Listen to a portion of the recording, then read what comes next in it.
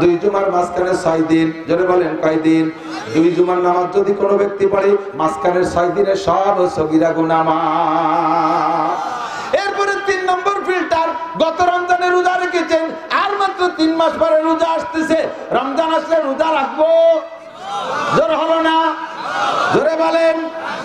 গত রমজানে রোজা রেখেছেন, সামনে রমজানে রোজা রাখবেন, মাঝখানে 11 মাসে যত গুনাহ হবে সমস্ত সগীরা গুনাহ 2 রমজানের ওসিলায় মাফ। এখন তো অত্যাধুনিক বিভিন্ন প্রকার প্রযুক্তির পানির ফিল্টার বের হয়েছে আয়রন মুক্ত করার জন্য। মুরব্বীরা মনে আছে যারা আগে ব্যবহার করছেন, মাটির হাঁড়িতে করে আয়রন ফিল্টার করতেন।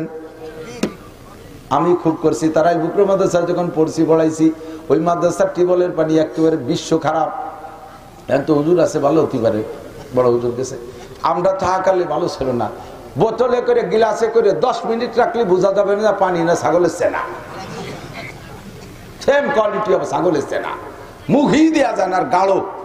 এই পানিরে ফিল্টার করতি হাড়িতে, মাইটি হাড়িতে ফিল্টার বানাইতাম, বাঁচতে চটা দিয়ে এরকম তাক তাক বানাইয়া, উপরের হাড়িতে টিউবওয়েলের পানি, তার 5টা ছিদ্র করে 2 নম্বর হাড়ির মধ্যে বালি, 3 নম্বর হাড়ির ভিতরে কয়লা, 4 নম্বর হাড়ির ভিতরে পাথর, 5 নম্বরের তলে আর একটা হাড়ি পেতে রাখতাম, ওইটার ভিতরে পানি জমতে, এটা আয়রন এবং আর্সেনিক মুক্ত হয়ে যেত বলে বিশ্বাস। ডিস্টিলেটর, ডাক্তাররা বলতো এটা ডিস্টিলেটরের কাজ চলে, এই ফ্রেশ করতাম। তাহলে উপরের হাড়িতে আয়রনওয়ালা পানি, লাস্টের হাড়িতে ভালো পানি, মাঝখানে 3টে ফিল্টার। কয়টা ফিল্টার? 1 নম্বরে বালির ফিল্টার, 2 নম্বরে কয়লার ফিল্টার, 3 নম্বরে পাথরের ফিল্টার। বালি তো ফিল্টার করছে, তবে কিছু থাকতে পারে পানি, তারপরে পাথরে কয়লায় ফিল্টার করছে, তারপরেও কিছু থাকতে পারে। 3 নম্বরে কয়লায় পাথরে ফিল্টার করছে, তারপরে আর কিছুই থাকে না। আল্লাহর নবী কয়, তুমি দৈনন্দিন যত গুনাহ করবা, সাপ্তাহিক আর বাৎসরিক যত গুনাহ করবা, সব গুনারে ফিল্টার করার জন্য 3টে ফিল্টার। 1 নম্বরে 5 ওয়াক্ত নামাজ, সালাওয়াতুল খামস। 2 নম্বরে ওয়াল জুমুআতু ইলা জুমুআ, জুমা গত জুমা পড়ছো আগামী জুমায় পড়বা। 3 নম্বরে রমাদান ইলা রমাদান, গত রমজানের রোজা রাখছো আগামী রমজানের রোজা রাখবা। 3টে ফিল্টার যদি তোমার আমলের উপর দিয়ে হয়ে যায়, জিন্দেগিতে যত সগীরা গুনাহ করছো একটা সগীরা গুনাহ অবশিষ্ট থাকে না। আর শর্ত তানিবুল কাবায়ের, ইনতাজিতানিবুল কাবায়ের, শর্ত হলো তুমি ইচ্ছাকৃতভাবে কবিরা গুনাহ ছেড়ে দিতে হবে। এই ইচ্ছাকৃতভাবে কবিরা, নিজি জম্মের খায় বিড়ি গাঁজা এবা ভেঞ্চুরির হিরোইনের পাইপ মেরে ছাড়ে, আবার 5 ওয়াক্ত নামাজ পড়ে, মাঝে মাঝে উনি ওই সগীরা গুনাহ মাফ করায় নামাজ দিয়ে। মোটা মোটা বাগা গুনাহগুলো করি বেড়াচ্ছ যদি বস্তাকে বস্তা, ওগুলো ছাড়িয়ে দাও, তারপরে সগীরা গুনাহগুলো আল্লাহ তাআলা নামাজের ওসিলা মাফ করে দেবে। কন্যা সুবহানাল্লাহ, আল্লাহ পাক দায়িত্ব নিয়েছেন। এখন কয় কি, 2 রমজানে যদি মাঝখানের 11 মাসের গুনাহ মাফ হয়ে যায়, তাই তো জুমার নামাজে লাগতেছে না, ওয়াক্তীয় নামাজে লাগতেছে না। 2 রমজানই তো শেষ, মাঝে 11 মাস ক্লিয়ার। এই যে শেষ রাত্রি উঠে শীতকালী দিন এত কষ্ট হবো কেন? ও দোস্ত, তাহলে ওই ফিল্টারের দ্বারাই যান। তো ফিল্টার 3টে দিয়েছেন, খালি বালি দিয়ে শুয়ে আসলে পানি খান, তা খাতে পারবেন না। শুধু কয়লার ফিল্টার বানান, ওই 2টে দিয়েন না, তাও পানি খেতে পারবেন না। শুধু পাথর দিয়ে বানান ফিল্টার, তাও পানি খেতে পারবেন না। ফিল্টার 3টেই লাগবে। নবীও সেইভাবে শর্ত দিয়েছে। 2 রমজান, তুমি বাঙালি জন্মের কুজলো বাঙালি, তোমরা না এসে 2 রমজান রোজা রেখে করে যে আল্লাহ তো সব সাফ হয়ে গেছেন, ওয়াক্তীয় নামাজ পারবো না পড়তে। নবী কয় যে না, দেখো হিসেব রাখছি। 1 নম্বরে সালাওয়াতুল খামস, 5 ওয়াক্ত নামাজ যদি তোমার আমল নামায় থাকে, তাহলে পরে 2 জুম্মা কার্যকারী হবে। 5 ওয়াক্ত নামাজ নাই, খালি শুক্রবারে যে একেবারে গোলগাল হইয়ে সুতির জামা মাস দিয়ে ব্যাঙ্গের মতো ফুলিয়ে যাই ইমাম সাহেবের পিছনে বসে, উনি মসজিদের সভাপতি, সেক্রেটারি, কোরআন শরীফ পড়তে পারে না, বোমা বললে পেটের মধ্যে আলিফ বেরিয়ে না, হ্যাঁ, জাল খাও দিলে একটা অক্ষর বাইরে না, সে যাইয়ে মসজিদের দান করছে, ডোনেশন করছে, মসজিদে বড় টাইলস করে দিয়েছে, ইমাম বরাবর যায় নামাজ বিষে গোল গাল হয়ে যে বসে রয়েছে। হ্যাঁ, দিকটা কান, ইমাম বরাবর দাঁড়াবে সমাজের ওই লোকটা, যেই লোকটা ইমামের নামাজের মধ্যে কোনো দুর্ঘটনা যদি ঘটে যায়, ইমামের অ্যাসিস্ট্যান্ট হয়ে বাকি নামাজ শেষ করতে পারে, এইরকম যোগ্য মানুষ দাঁড়াবে। তাই সে যদি মসজিদি জীবনে সাইডানা দেওয়ার যোগ্য না হয়, সমাজের ফকির লোকটা হয়, তবু সে দাঁড়াবেই বরাবর। তুমি শিল্পপতি, কোটিপতি, রাষ্ট্রপতি, ভগ্নিপতি, দুলোভাই যাই হও না কেন, তোমার পয়সা বেশি, মসজিদে টাকা দেশে বিদায়, ইমাম বরাবর পিছনের কাতারে দাঁড়াবা, তোমার এই অনুমতি নেই। তুমি কি ইমামতি করতে পারবো? নায়েব হতে পারবা? অ্যাসিস্ট্যান্ট ইমামতি করতে পারবা? ইমাম সাহেব 4 রাকাত নামাজের মধ্যে 2 রাকাতে ওনার বাই ছুটে গেছে, এখন ছুটছে তো ইমামের বাই, মুসল্লিকে তো ছোটে নেই, তাহলে ছুটলি নামাজ ছুটবে ইমামের, মুসল্লিকে নামাজ তো ছুটবে না। আর ইমাম যদি না থাকে, ইমাম যদি বেউজু হয়, তাহলে কি তার পিছনে নামাজ হয় নাকি? আল্লাহ তাআলা সুযোগ করে দিয়েছে, হাজার হাজার খাও না এমনি হাজার হাজার মুসল্লি পিছনে রয়েছে, আর ইমাম সাহেবের সামনেতে বাই ছুটে গেছে, এটা তোর পিছনে আল্লাহ জানে না। এ জায়গায় এত মানুষের নামাজ রেখে হজবরল করে বেলানো যাবে? শরিয়াতে ব্যবস্থা রাখছে, ইমাম সাহেব বরাবর পিছনে যিনি আছে তাকে ওই জায়গায় দাঁড় করে দিয়ে উনি গুড়ি পায় পিছন দিয়ে বেরোয় যাইয়ে অজু বানায় এসে পিছনের কাতারে দাঁড়াবে। যদি থাকে নামাজের কিছু, আর যদি ছুটে যায় তো ফিরে গুড়াইতে পারবে। এ হলো ইমাম। তাহলে তুমি যে পিছনে দাঁড়াইছো শুক্রবারে মুসল্লি শুকুর আলী 5 ওয়াক্ত নামাজের খবর নাই, তুমি পিছনে যাইয়ে দাঁড়াইছো, তোমার ভিতরে কি এই যোগ্যতা আছে? ইমাম সাহেবের 2 রাকাতের পরে বাই ছুটে অজু ছুটে গেছে, আর ইমাম সাহেব তো তোমারে ধরে হাত ধরে ওই জায়গায় দাঁড় করে যদি দেয়, তাহলে তোমার অবস্থা কি হবে? ইমাম পাই দিয়ে দিচ্ছে, তুমি দিবে আগিয়ে, কথা কয় না ঠিক না? তুই দিবি আগিয়ে, শয়তান ওই জায়গায় দাঁড়াচ্ছিস কে? তিনি পয়সা বেশি হলে ইমামের হচ্ছে দাঁড়ান যায় নাকি? ওখানে দাঁড়াবে যে অ্যাসিস্ট্যান্ট ইমাম হতে পারে সে, কথা কয়।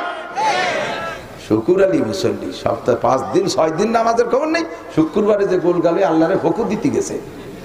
সাবধান, শর্ত হলো 2 জুমা কার্যকারী হওয়ার জন্য আগে 5 ওয়াক্ত নামাজ আমল নামায় থাকতে হবে, এরপরে 2 রমজান কার্যকারী হওয়ার জন্য 5 ওয়াক্ত নামাজ, তারপরে 2 জুমা বছরে 52টা শুক্রবার থাকবে, এরপরে রমজান মাসে থাকতে হবে। তাহলে 3 ফিল্টারে তোমার জীবনের সমস্ত সগীরা গুনাহ মাফ।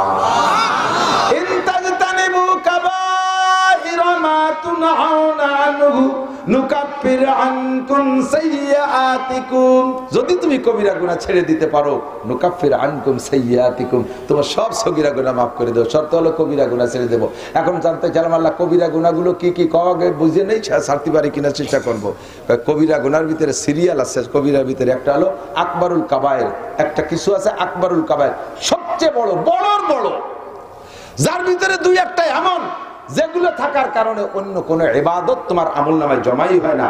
তুমি যত ইবাদত করো, হজ করো, যাকাত দাও, উমরা করো, কুরবানি করো, তিলাওয়াত করো, জিকির করো, তাবলীগ করো, কিচ্ছু তোমার বস্তার মধ্যে ঢুকবে না। সেই কবিরা গুনাহগুলো যদি থাকে তার নাম হলো আকবরুল কাবায়ের। নাম্বার 1, 1 নম্বরে শিরিক, 1 নম্বরে বহুত বড় মারাত্মক। এই সাবধান, একটু আগে দেখে আসছি খেলা কারে কয়। আমাদের গোপালগঞ্জের ভিতরে মকসেদপুরের পূর্ব সাইডটা, গোপালগঞ্জের উত্তর গোপালগঞ্জ, 7 পাড়, বৈলতল, জলিল পাড়, ওই জায়গাতে নিচে যে হিন্দু এলাকা, এখন 2-1 ঘর করে মুসলমান যাচ্ছে, সে জায়গায় যে 2-1টা মসজিদ হয়েছে। আল্লাহু আকবার, ইন্না লিল্লাহি ওয়া ইন্না ইলাইহি রাজিউন। শিরিকের প্রশিক্ষণ চলতেছে, শিরিকের প্রশিক্ষণ চলতেছে। আমার যুবকরা, আমার যুবক বন্ধুরা, আমার এলাকার জনগণ অ্যালার্ট থাকবেন, সতর্ক থাকবেন। এই সমস্ত মুশরিক শিরকের প্রশিক্ষক যারা, উস্তাদ যারা, তারা আমাদের এলাকায় ঢুকতে পারবে না। ঢুকলে ইনশাআল্লাহ আমরা মুসলমান উপযুক্ত শিক্ষা দিয়ে ছেড়ে দেব, ঠিক কি ঠিক না? খ্রিস্টানরা লক্ষ লক্ষ কোটি কোটি টাকা দিয়ে বই ছাপাইয়া মসজিদে মসজিদে মুসল্লিদেরকে দিচ্ছে, আর বইয়ের নাম এমন দেশে যা দেখে আপনি বুঝতেও পারবেন না, আপনি ধোকাই খেয়ে যাবেন।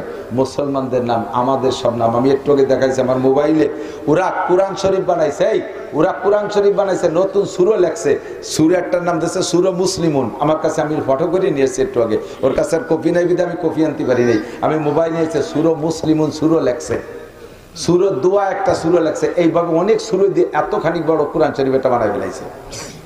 আর সেইগুলো ইমাম সাহেবদেরকে, আলেম আমাদের আলেম, ওদের আলেম না, আমাদের আলেম, আমাদের কওমি মাদ্রাসায় পড়া, মোটা বেতন তারা দিয়ে এই হুজুরকে দিয়ে ইনজিলের প্রশিক্ষণ, তাওরাতের প্রশিক্ষণ এবং এই ঈসা আলাইহিস সালাম ধর্মের, ইহুদি ধর্মের বিভিন্ন বই পুস্তক ছাপাই মসজিদি হ্যান্ডবিল করে, তারপরে ছোট 1-2 পাতার ভিতরে করে বিলু করতেছে, আর মুসলমান তাই পড়ে পড়ে বিভ্রান্ত হচ্ছে।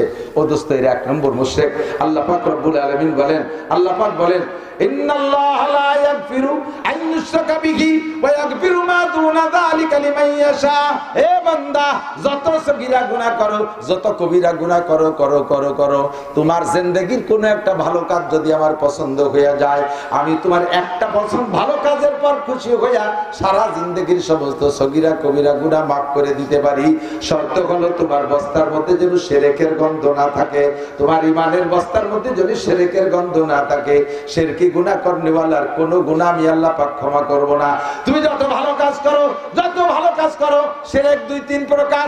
এক নম্বরে শিরিক ফিল ঈমান, এক নম্বরে শিরিক ফিল জাত, আল্লাহর জাতের সাথে শিরিক করা। দুই নম্বরে শিরিক ফিল সিফাত, আল্লাহর গুণের সাথে শিরিক করা। তিন নম্বরে শিরিক ফিল আমল, আমলের ভিতরে শিরিক করা। এক নম্বরে ভালো করে বুঝে নেন, নামাজ কালাম জিন্দেগি ভরে শূন্য হাতে উঠবেন, খোদার কসম, খোদার কসম শূন্য হাতে উঠবেন। এই শিরিকের বিপদ যদি আপনার মধ্যে থাকে, এই জন্য সবাই কান খাড়া করে শুনবেন। আমল একটু কম হলে আল্লাহ তাআলা আপনার